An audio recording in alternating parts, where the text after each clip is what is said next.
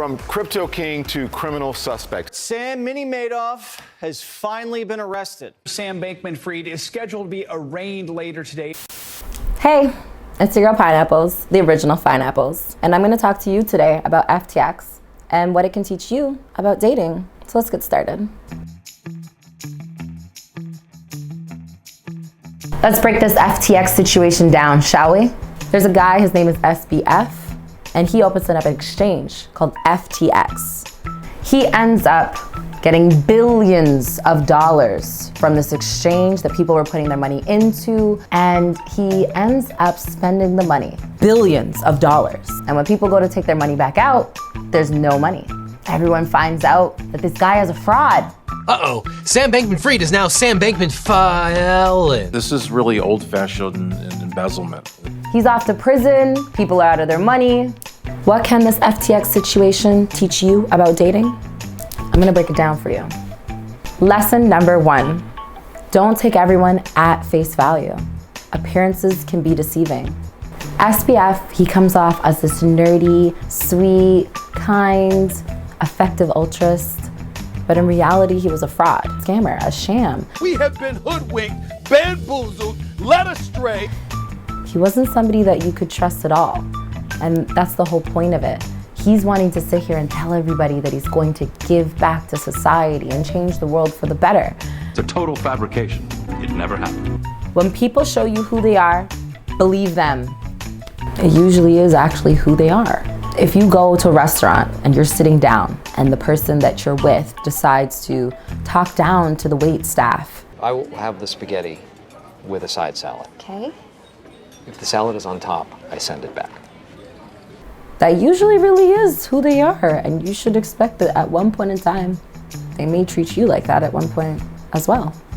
SBF showed that he was an irresponsible man. He would brag about doing different types of drugs and amphetamines with his employees. It's crazy. Looks like I picked the wrong week to quit amphetamines.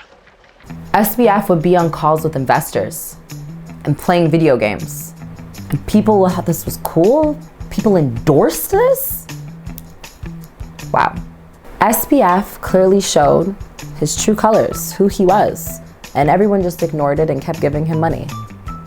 So if you're dating someone and they show you who they are, you should pay attention, keep your eyes wide open. Don't be blind, don't close your eyes. Don't say no, no, no. Be prepared to protect your heart in the right way. Lesson number 3, do not be swayed by other people's opinions. In the SBF situation, investors continued to give in money because other investors were giving in money. Nobody did their due diligence. Do not trust what other people say. So when you're dating, you gotta do your own due diligence. Lesson number 4, don't doo-doo where you eat. Do not doo-doo where you eat.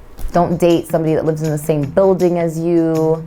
You don't wanna go and date somebody who's at the same workplace as you in case it creates havoc, any type of chaos.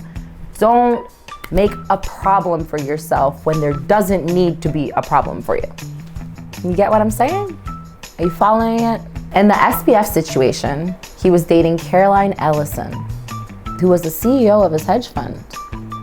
Now, she's throwing him under the bus, and then she's talking to the government. Doesn't seem like she really had his back, eh? Or like he had hers, for that matter.